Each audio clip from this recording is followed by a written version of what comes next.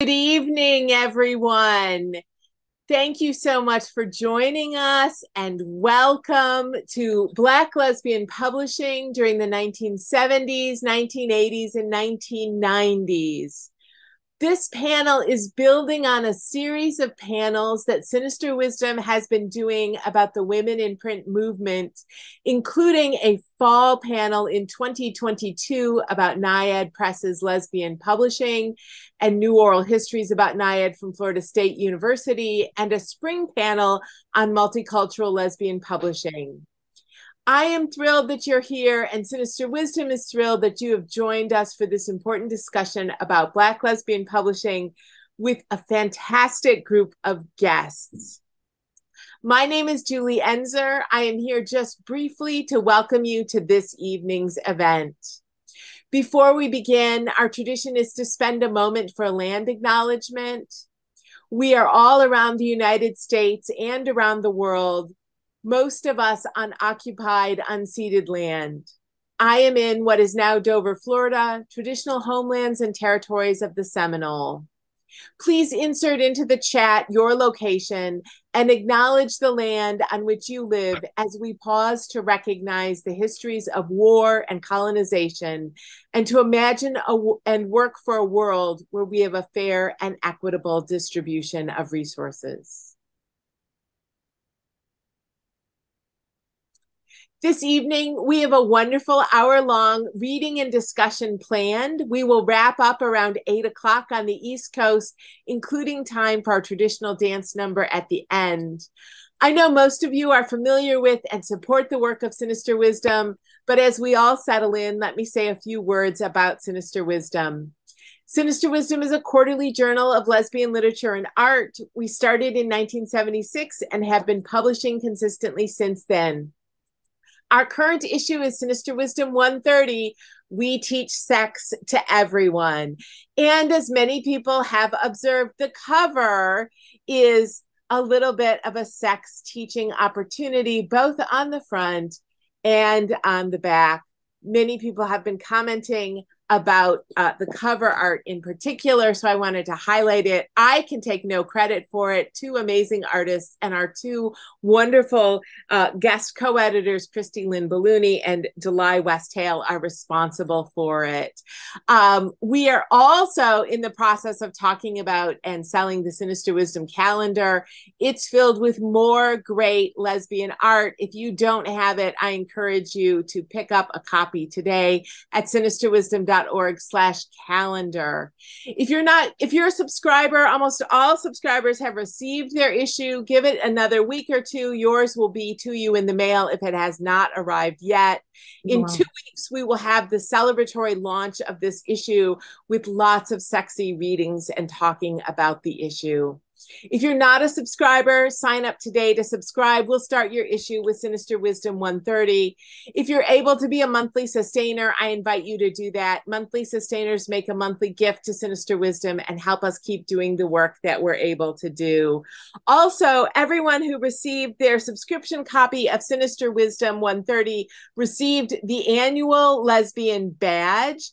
This year, celebrating radical creativity. We do have extra badges if you want to share them with your friends. Those are available at sinisterwisdom.org/badge.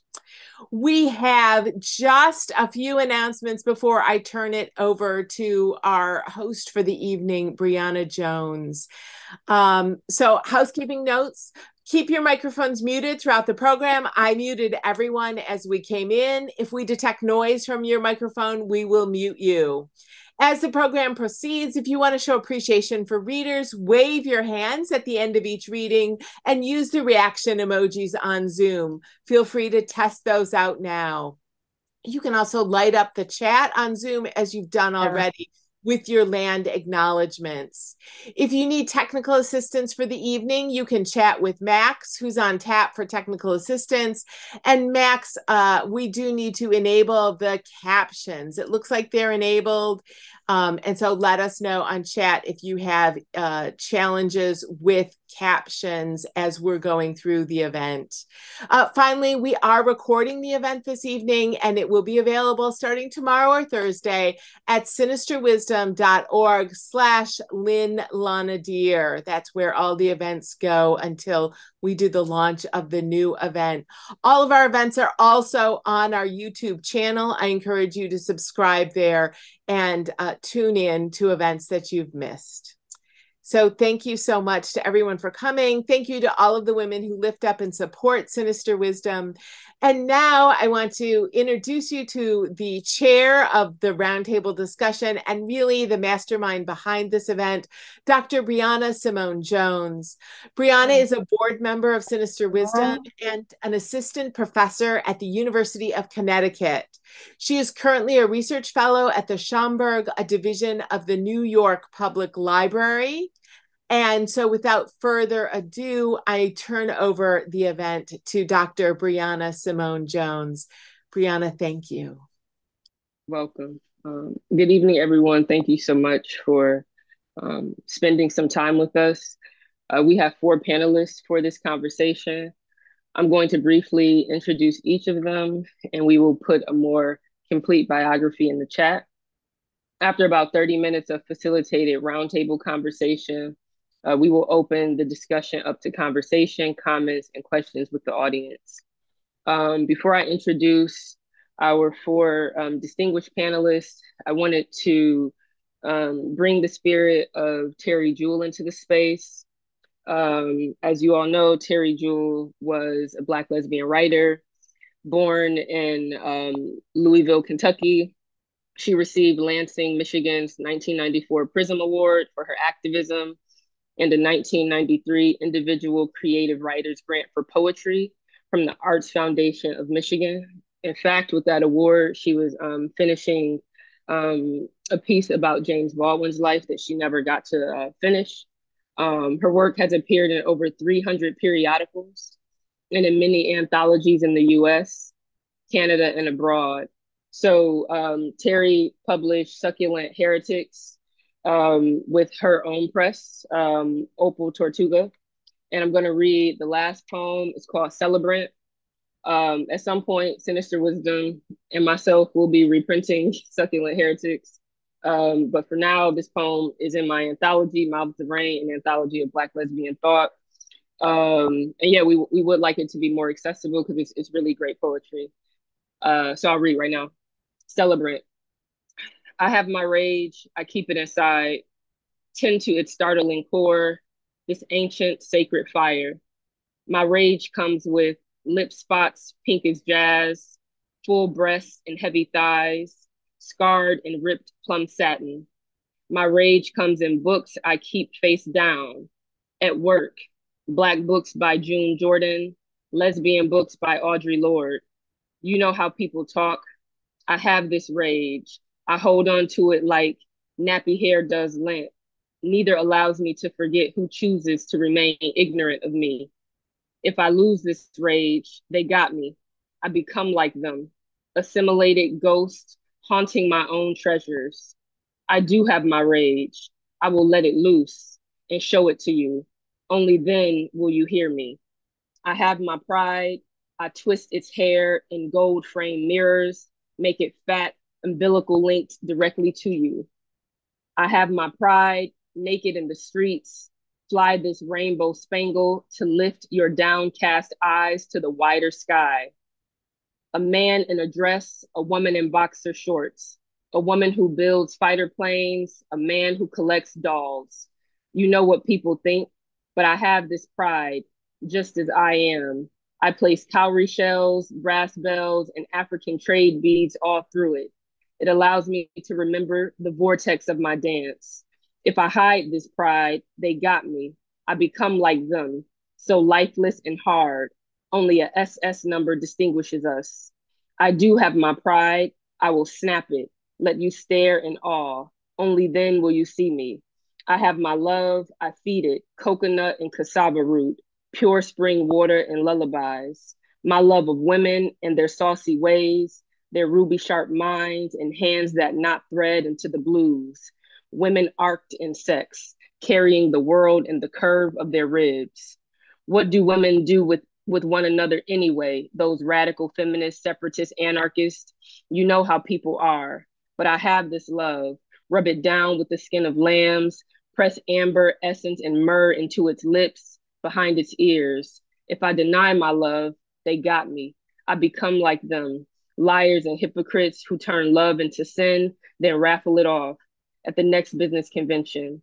I do have this love. I hold it at the mall, take it home to mama, talk to my God about it. I pin it up at Kwanzaa time and kiss it on the freeway. I will grieve it when it's gone and shout when it returns. I do have my love, and I will celebrate it today and every day among you. Only then will you know who I really am. So, RIP, Terry. Thank you so much again for our panelists. I think everybody on this chat knows how enamored I am and truly honored to just share space with you. And so I'll read short bios. Dr. S. Diane Bogus, now Sherry Ananda Adams, is the former owner and author at Women in the Moon Publications, a Black feminist and New Age book publisher. Established in 1979 in Compton, California, the company began as a self-publishing poetry press. It developed into a small press distributor for poetry, prose, science fiction, and lesbian and gay literature. The full bio will be in the chat. Cheryl Clark, Dr. Cheryl Clark, to be clear, Black lesbian feminist writer, is the author of Narratives, a poem in the tradition of Black women, which she self-published in 1982, and Kitchen Table Women of Color Press, republished in 1985. Currently, she organizes an annual book fest in Hobart called the Hobart New York Festival of Women Writers. Dr. Doris Diosa Davenport, performance poet, writer, educator, and independent scholar, received her BA from Payne College, her MA from SUNY Buffalo, and her PhD from the University of Southern California. She identifies as a sapiosexual lesbian feminist. Dr. Alexis DeVoe is one of several stellar American writers highlighted by Lit City, a public initiative of banners bearing their names and images in downtown Buffalo, New York, in recognition of the city's renowned literary legacy. DeVoe has also authored Warrior Poet, a biography of Audre Lorde, the first biography of the pioneering lesbian poet. Warrior Poet has won several prestigious awards, including the Zora Neale Hurston Richard Wright Foundation Legacy Award for nonfiction. More recently, both Doris and Alexis they have new books, which will be in the chat, that you can purchase and support. And so, without further ado, one of the ways that we wanted to start this event was through you all actually hearing the writers read their work. Arisa White, some years ago, spearheaded a project that made accessible the poetry readings from writers we love, like Audre Lorde, Pat Parker, and June Jordan. And so I realized that these writers who we're gathering with really came of age when we were not quite yet in the digital age. And so I think it's something very particular and very important about hearing them read their words. So we'll begin with Dr. Adams and we'll end with Dr. Davenport. So I'll hand it over to you all. I unmuted myself. Hello, everybody. It's really nice to be among you. I want to just give you a blessing from the great beyond, because I know this is being orchestrated by the Spirit. I wanted to begin by reading the publishing mission for Woman in the Moon, and reading from the former catalog. This was Woman in the Moon as we moved into the last year of our existence. So this is a 1979, 1999 catalog. And we have all of the books that I had published up to then and those that we were planning to publish. And to my surprise, when I was counting today, I realized that we had published 10 other poets in the time we were in functioning from 79 until actually 99, and then we were gone by 2000. So I want to read as a lead-in the publishing mission. Um, Woman in the Moon's mission is symbolic of its logo. Um, it's a symbol of nocturnal peace, luminescence, and female power, psychic ability, a compassionate love. As a woman in the moon, we embraced innovatively and purposefully the role of calling home those who were of the same mind and spirit.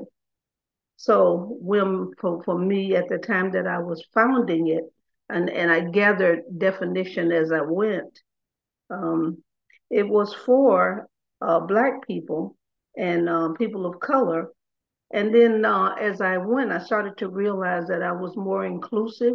So all people had to do to be able to have my attention or read their works was to speak peace and speak unity.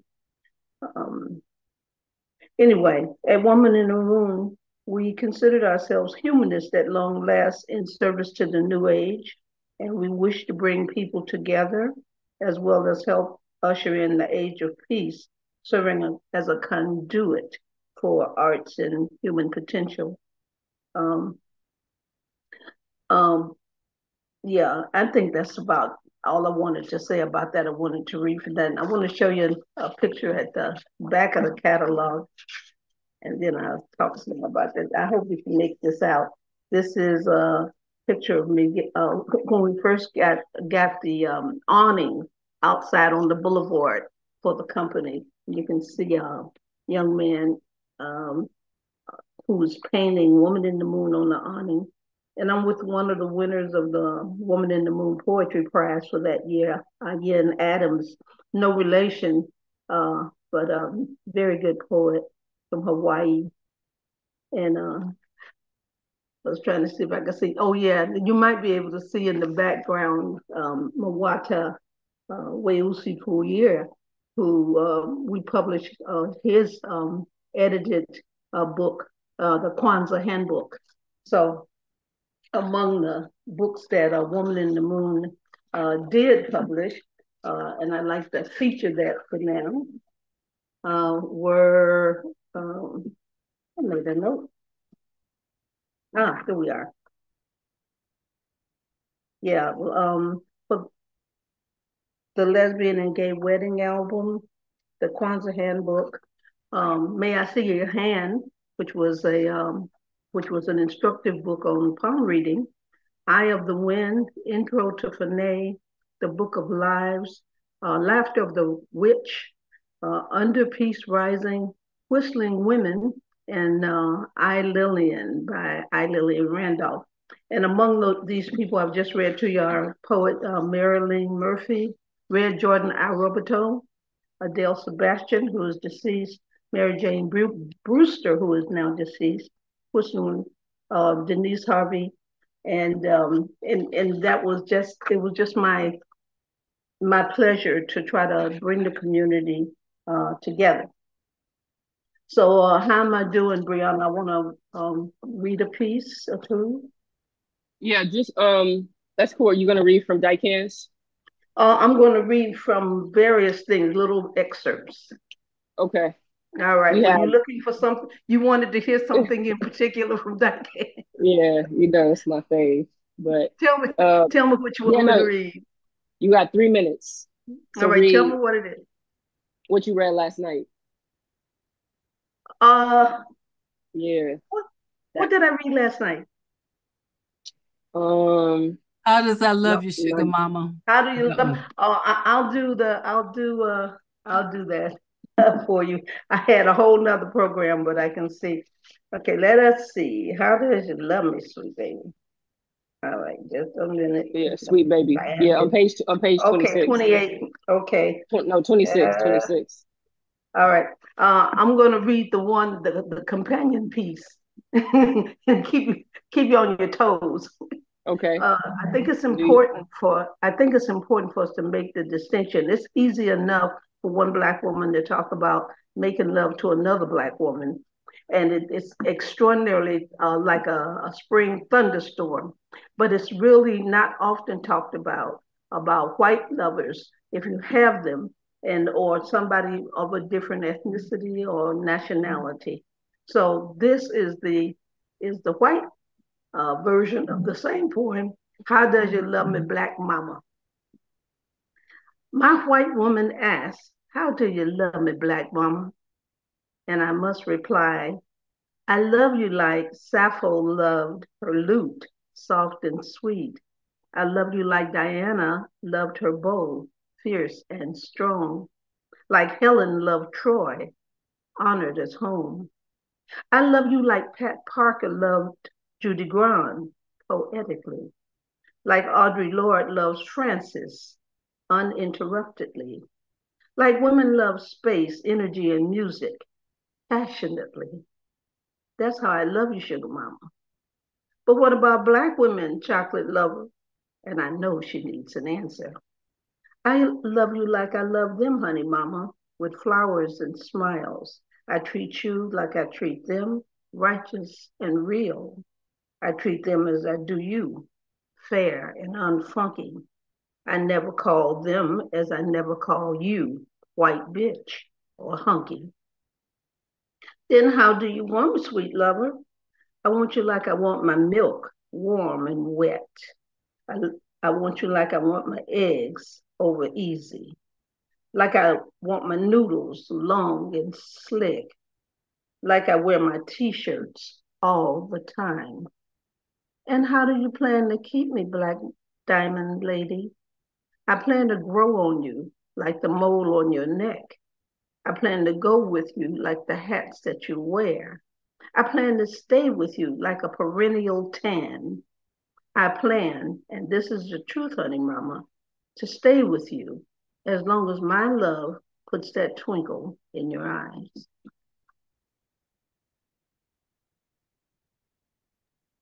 Thank you. Yes, thank you. You're welcome. Thank you. We're gonna hear from Cheryl Clark next.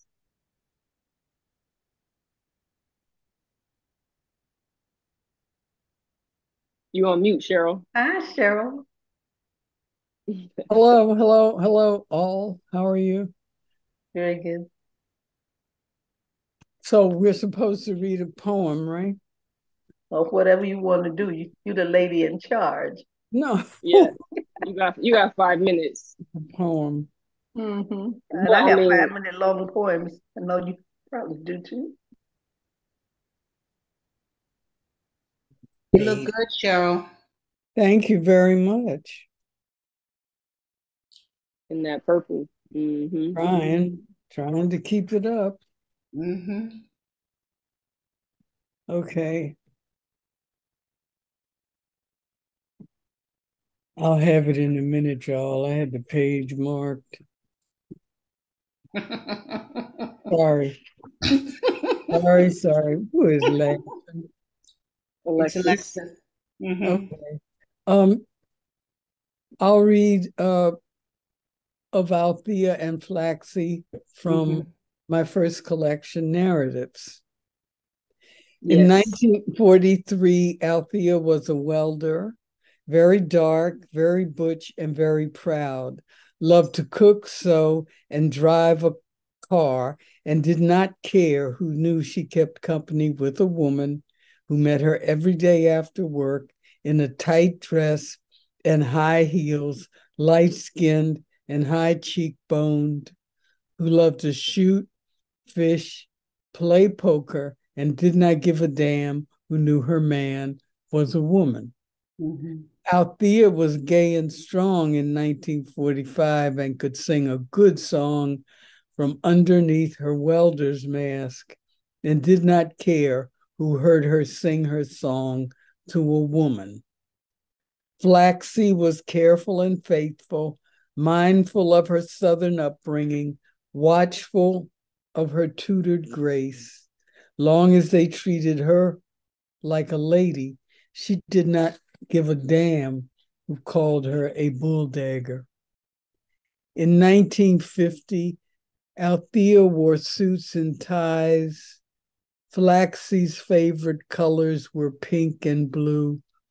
People openly challenged their flamboyance, but neither cared a fig who thought them queer or funny.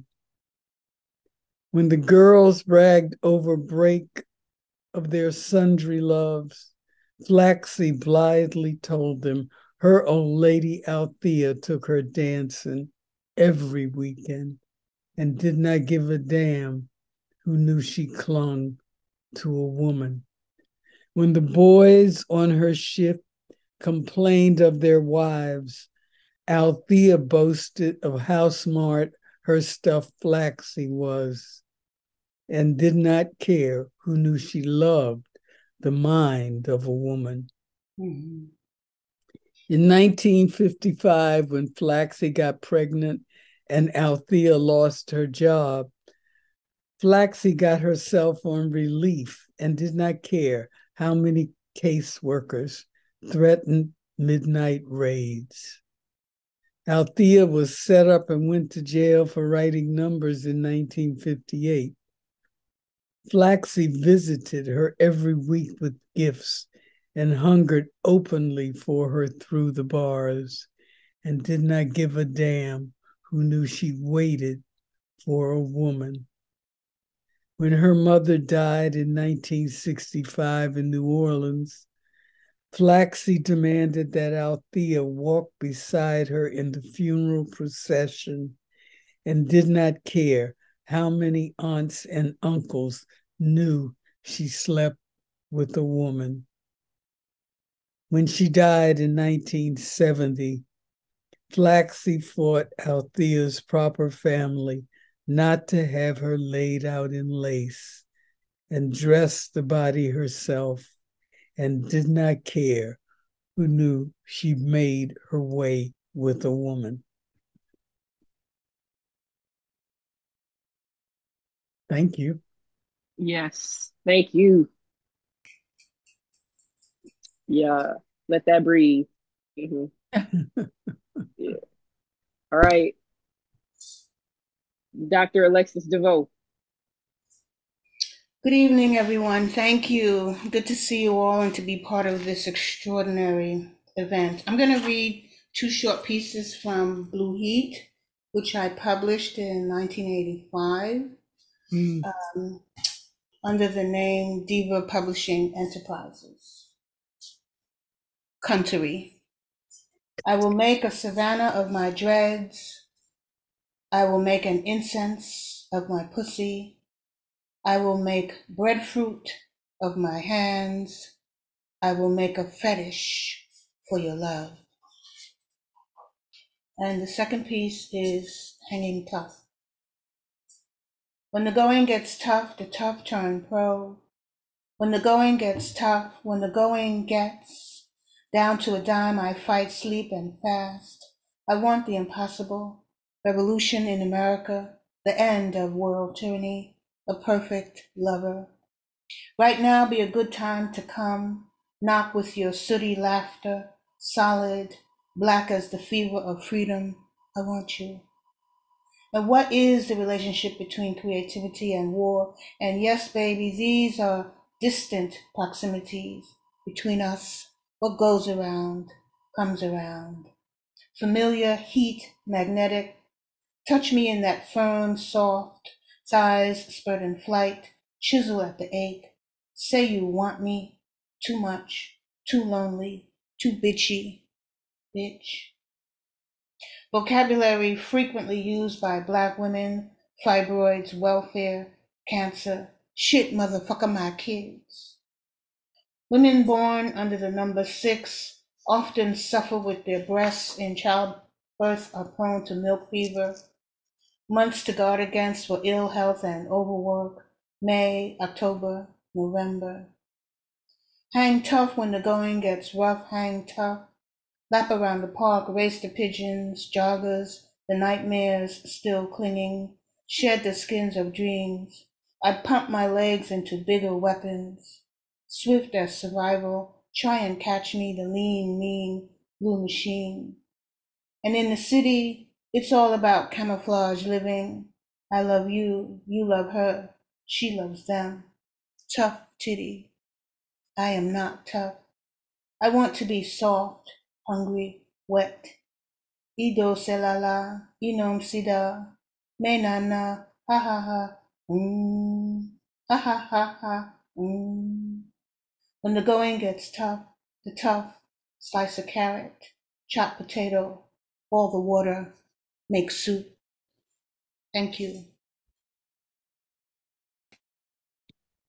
Yes, the blue icon. Thank you, Alexis. And Doris, Dr. Doris Davenport.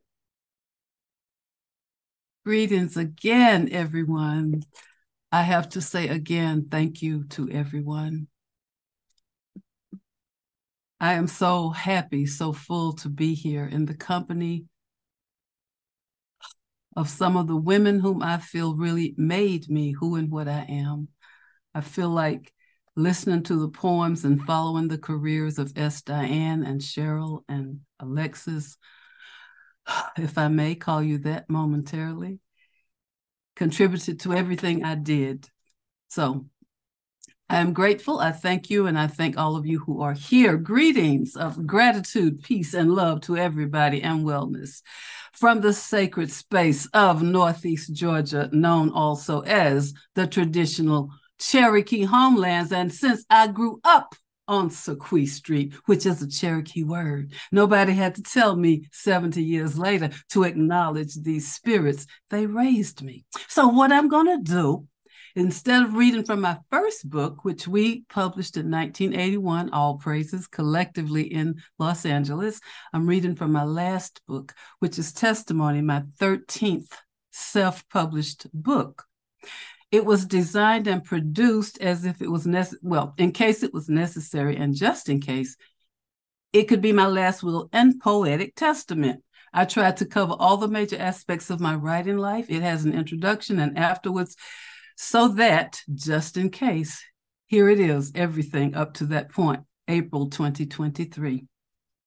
So this book has photos, prose, essays, and 3 sections of poetry with signature elements like humor, varieties of, including signifying an interest in alternate realities, accessible language, celebration, and joy. Humor is important in my life and in everything I write, even when I am enraged and incurring hexes and curses, I often smile.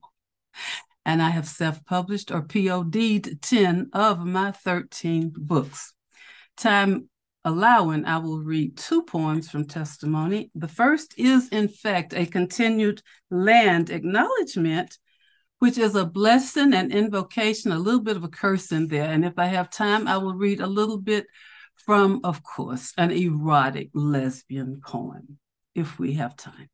Heritage Praise Poem Invocation, Native Land Acknowledgement. Some Cherokee inside me, in my blood, left by one in 1837, forced to march west to Oklahoma, and an African 4-person, as if one of them wrapped in a color-filled blanket of runes stood and in their own language and blessed words proclaimed retribution in myriad diseases, spiritual aberrations, leaking pus, brain, psychic sores to the colonizers.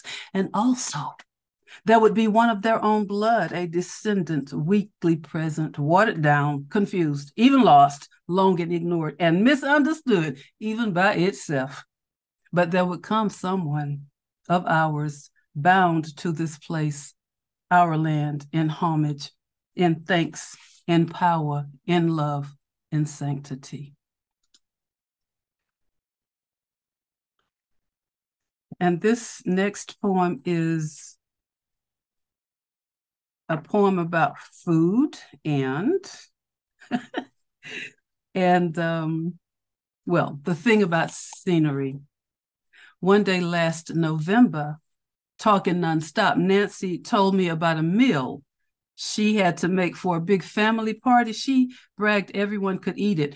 Frozen meatballs, bottled mild tomato paste mixed with generic grape jelly for the sauce. And you're invited, she said, as I stood traumatized, silent, thinking, gross, nasty, inedible, ferociously criminal, from the very dead processed meat, inedible to the yuck, ew, no, no, no. And I'd found a long hair of her mom's and some pickled cucumbers. No, shock and denial pushed me to a memory of Sandy's hands, meatballs lovingly and carefully made, patted, perfect, flirting with me, her turnout, saying, sit down, talk to Mary, relax, have a drink, meaning stay right there, look at me, let me love you. So I had to wander near her, deep smell her sauce, slow simmered for at least 4 hours. It smelled rich,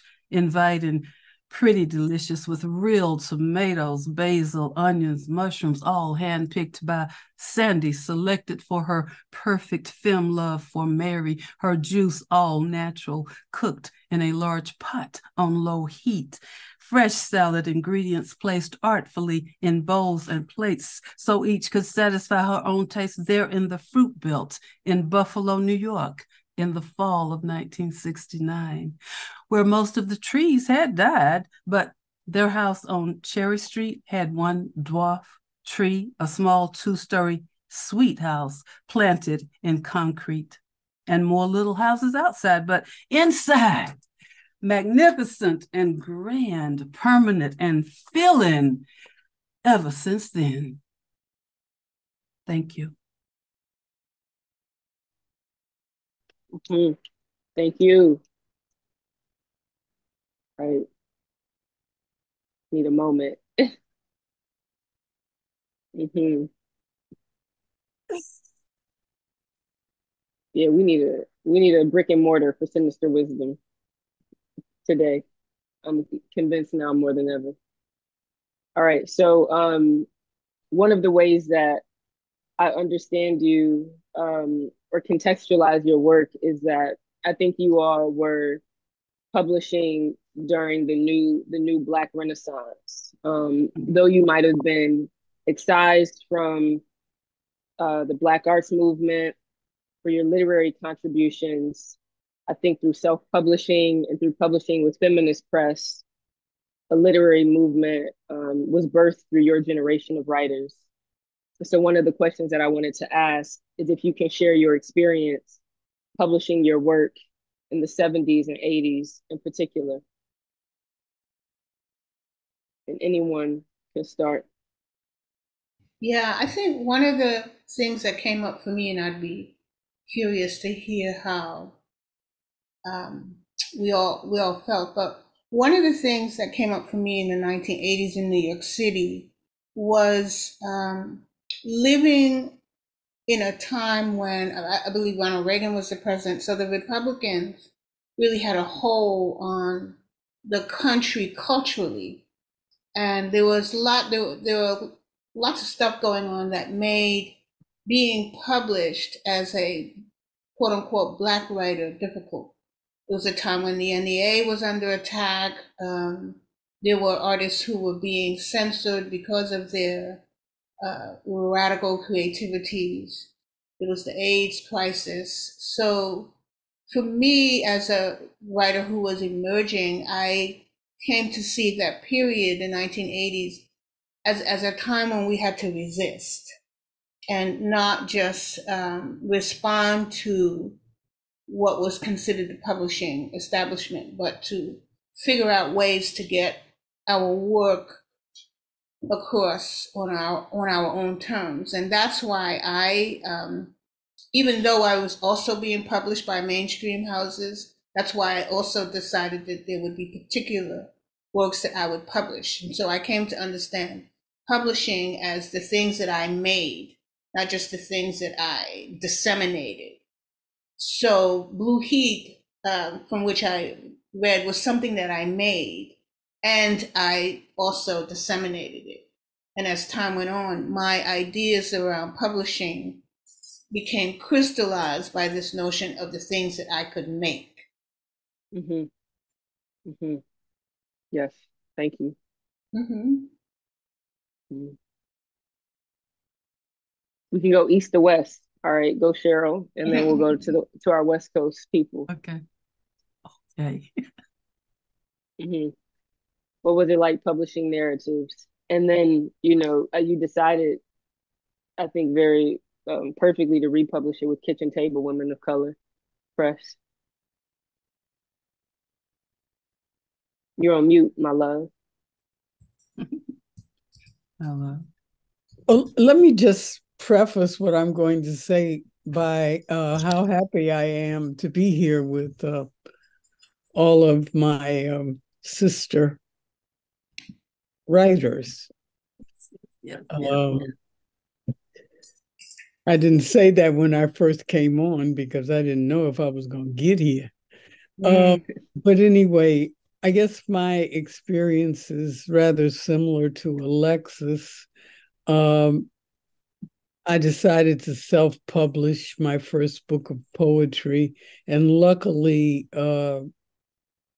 Kitchen Table Press was just gearing up, and it had the distribution networks, and I had paid for the publication of the work, and that's how my first book of poetry got out to the lesbian public.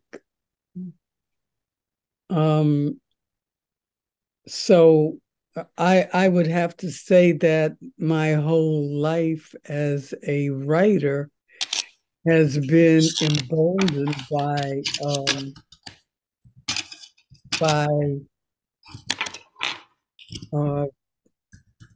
small presses, and still small presses and self-publishing. So that's all I'll say at this point, except that, I did spend 9 years editing Conditions, and through that publication, we were able to publish a lot of other lesbian writers. Not just lesbian writers, but feminist and lesbian writers. While working another job or several other jobs and being an active board member. I think that's really important too, especially as I'm sitting with your work at the Schomburg. You were on several board committees, including Women Against Rape. And so I found it very interesting that you managed to publish and work multiple jobs. Well, I worked so I could do it.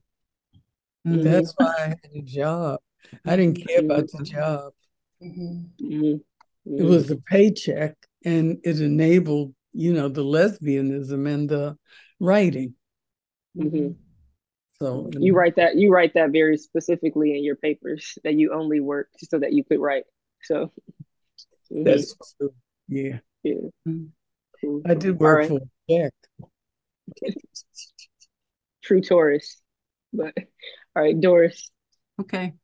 So I spoke and wrote extensively about that experience in the introduction to the ebook version of It's Like This. Can you put that in chat for us, Max or Julie? In fact, Julie republished that book. We published it in 1981. And Julie, there it is, did an ebook of it in 2013. Thank you, Dr. Briona. And that was a sweet book to me and a sweet experience. And I did that. It happened accidentally. I was talking to a young friend And I said, I really feel like I have to publish my own book. But in the introduction to the republished book, what I include is all the activity that we had going on at that time. And I have in testimony a short statement about 40 years of self-publishing. And I just want to read this. At that time, there were limited options for us, lesbian, feminist, non-traditional, alternative, sociocultural, literary activists. We created our own magazines, broadsides, journals, publishing companies. Y'all remember that? And hybrids, from typed mimeographs, you could still smell the purple ink, double-sided pages, poems to beautifully handcrafted poems. I cherish that deliciously powerful time when we invented possibilities, including a self-published guidebook to women's self-publishing. I included some of that history in the 2013 introduction to my reissued first book. And I call names, Linda Jean Brown of the New York Writing Collective and so on. And on the women who were there that night as we by hand put the pages of my book together, rushing to get to a reading at the Venice jail. So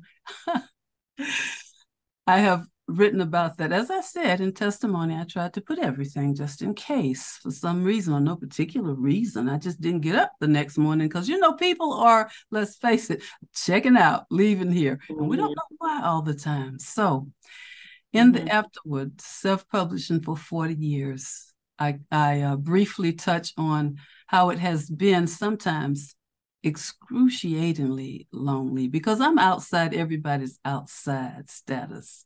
There was a point, for example, in Los Angeles when it seemed everybody had to be hooked up. The only way you knew you were a dyke or a lesbian or whatever, you had to be hooked up. You had to have a partner, and preferably it had to be dramatic or melodramatic, and you had to talk about it a lot and emote about it. I really could not see that. Not only was I working on my PhD at the University of Southern California, which did take precedence over emotions at that point, unless I was drunk, then I might let that take precedence. But I couldn't see juggling all of that at one time. I didn't have y'all's resources, all right?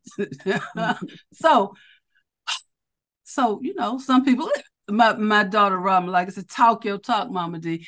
So, and therefore, afterwards, the joy, though, of self-publishing when I had my book with my photo on the cover. Like I took that book up here in my sacred land of the Cherokee homelands. Ultimately, the joy and satisfaction of doing my book my way. Yes. Yes. Thank you for that question. Yes. Yes. Thank you. Yeah. Dr. Adams, you on mute. Yeah, I'm off now.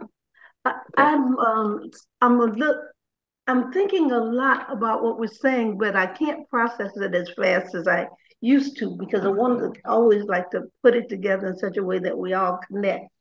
So given that, I want to read something to you from S. Diane's Greatest Hits. The Pudding Head Press did this one. And there's a paragraph in here I want to read because I think it will amuse you. Lady Godiva has become known as my signature poem. It was first read at the Los Angeles Women's Building in 1980, just before I left California for Oxford, Ohio, to do my PhD in graduate studies at Miami University. The evening was a fundraiser for women who were political prisoners who had been battered or raped. And I can't quite recall, but poets had been invited, and I was approximately number 30 on a program of about 50. The reading had some exciting local and national talent, and we all applauded every poem and sank into the flow of the evening. No one had read anything too risque, so most of the poems were on the political and angry themes decrying the patriarchy. Then I got up to read Lady Godiva and several new erotic poems of mine, and the house went crazy. I had never in my life seen people act so rowdy and out of control over a set of poems. It was at this poetry reading that I learned the power of the erotic, of my own competence with words.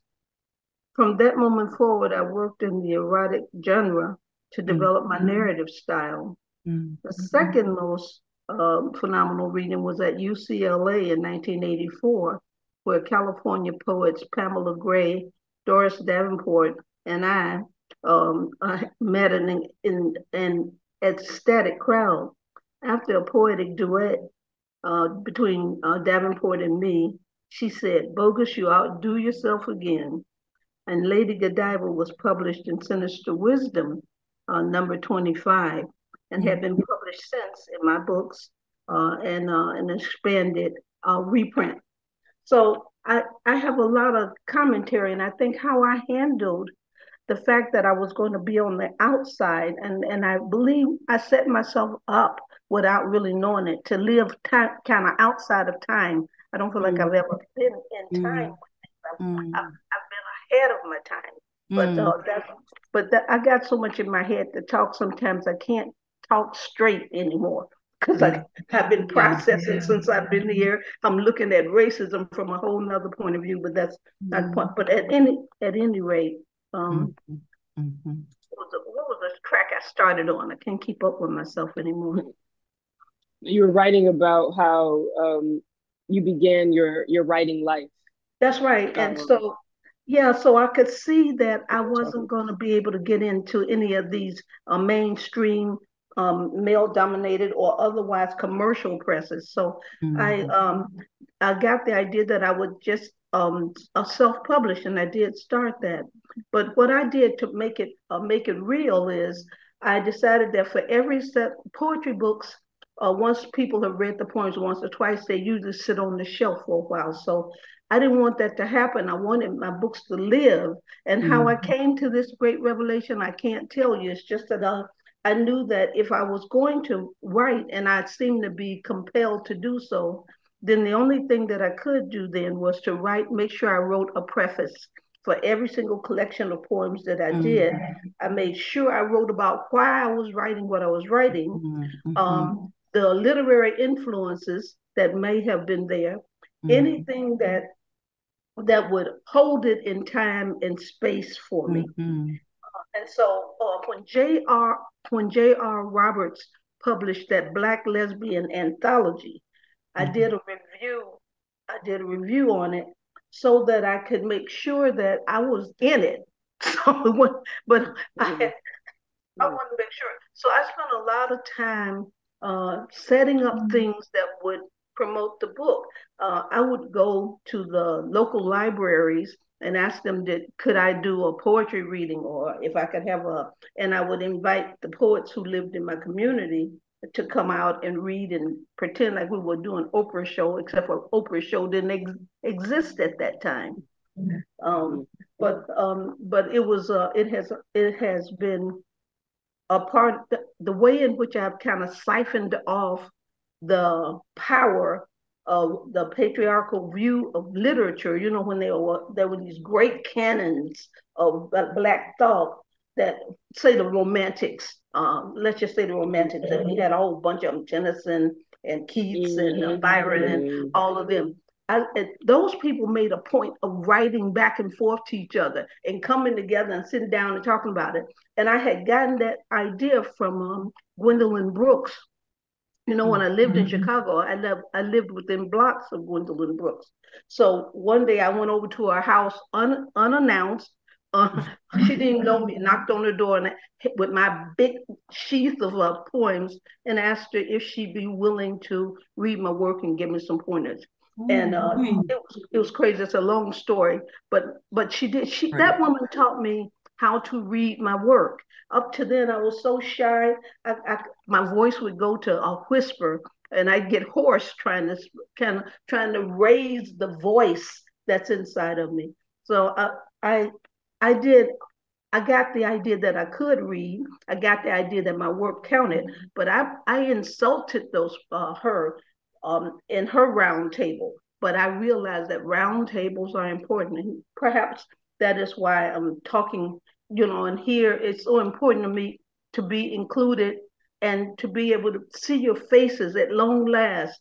I mean, I kind of like struggled through thinking I was the only one for a while, but we thank God we had great people like Barbara Smith and Cheryl at kitchen table. I just am so overwhelmed with gratitude for this moment because I didn't know that my work or the work that I'd done for others mattered. I got the hell out of the country because I couldn't live there anymore on the income that I had. I reached 65 before I recognized it. I didn't realize what the numbers meant. So I just said, okay, so I can't stay here because I can't afford it. And so maybe, and I'd always wanted to be James Baldwin and go to Paris and write. Right. That's right. Thank you so right. much. That was very important history. We have one more question. I know that we're 1 minute away from the technical ending time. So if you have to go, no worries. But because we read your work, I wanted to ask a question about what makes your work possible or what sustains your work. And so the question is that I sent to you all, what spiritual work or practice has guided your work? You can answer this question considering your erotic life, your relationship to pleasure, intimacy, or spirituality. We have some practitioners beyond being writers. We're on the call with practitioners. We're on the call with people who are still intimately engaging and actively engaging with pleasure. And so I think it is important to consider like how you come into self to create the work that we all live on. Well, for me, my spirituality is always lesbianism,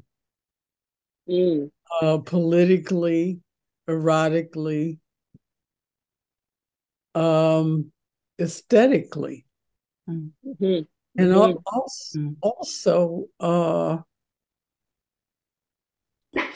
Blackness, culturally, spiritually, aesthetically.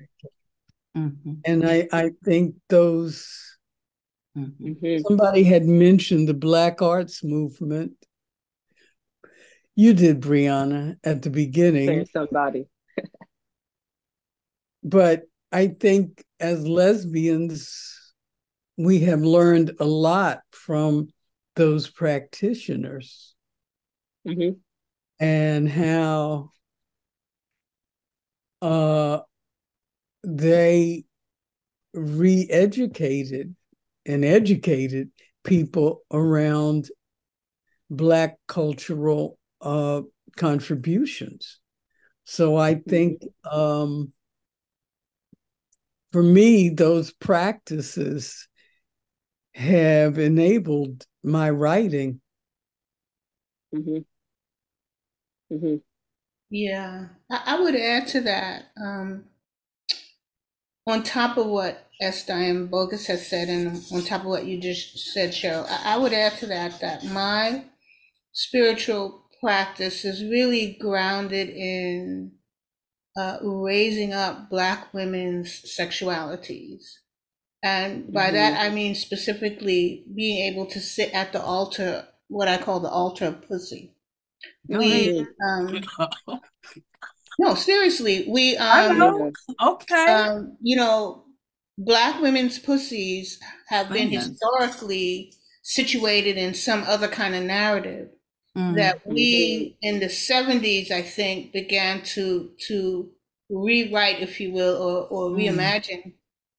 So when I think about, the second renaissance in Black women's writings that began in the 1970s, this is what we brought to that renaissance, the ability to think about pussy, talk about pussy, and do so in ways that meant that we were exploring erotically what we understood was pleasure and how to get to pleasure. Pleasure is not always easy to get to, or to have, for that matter, or to write about, or to talk about and not sanitized. So I think one of the ways that I practice myself spiritually is to recognize multiple altars. And sitting at the altar of pussy actually has sustained me over time. It wasn't something that I always knew I was doing, but I now know that that's what I was doing all the time. So then, if I can jump in here right quick. Thank you, Alexis. I just want to say that, yes, that altar. But what I also want to say, which I couldn't say, which I don't even know if anybody can understand now, is that by the time I was 12, I already knew about that altar, pussy. And because we used to play together up here on the hill, because we didn't have a whole lot to do up here in this tiny town, up here in Sequoia Street, which was an all-Black community. Let's get straight on that, okay? And James Brown used to come up to the cafe across from my grandparents' house, okay? So my spirit and soul and mind is grounded in this magical place. This is my spiritual sanctuary. I grew up here. I came back every chance I got. I have not been able to buy any land here yet, but you see, I'm back here. So when you start the show with, every one of us have to come home, it resonates, it shakes me, because I came from two traditions came through me. Two-headed Obeah conjure woman coming up from the dirt, born with the call. All of that before I even thought about going to California and going barefoot on my red dirt. And the Cherokee on the UN, the first peoples here, left some energies up on this hill where we live. And they too came into me and into my being, unworded. And that is what keeps me going. That is what has kept me alive, sustained me through everything that, as Audre Lorde said, I wasn't meant to survive. Well, Audre, you see, I come from up in here on Cherokee land, sacred land.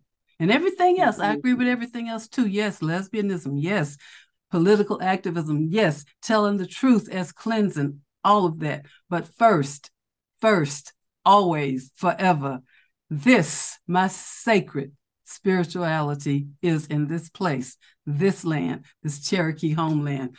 Ashe, Osio. Yes, right. thank you.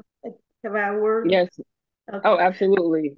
Yeah. Look, this is the love of men, and I mean some of the books, but the thing that I want to say about my sexuality is I was sexualized as a baby, so you got to know that I've been a horny creature most of my life.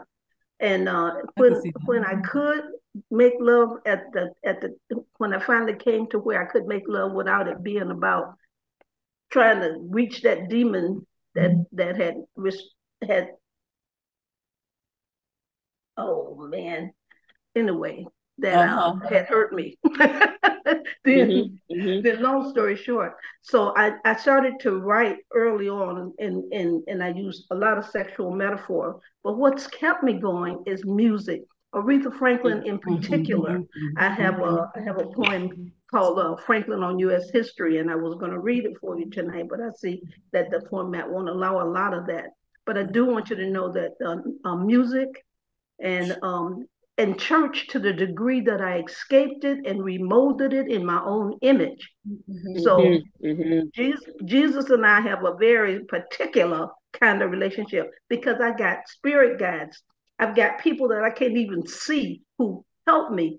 And by all rights, for the kinds of things that I did before I came to my senses, I should be dead or crippled or on drugs or some of that. None of that. I feel like I've been living outside of time. I like to say that because all of these movements, all of this violence, all of this political upheaval, all the changes from women in the kitchen to women in the White House or whatever political institute, all of those shifts have made all of the difference in my life. And I've absorbed so much of it that I can just about pinpoint everything and every time that I've needed to draw on either a memory or some music, or in some cases even marijuana. But I haven't ever been much of a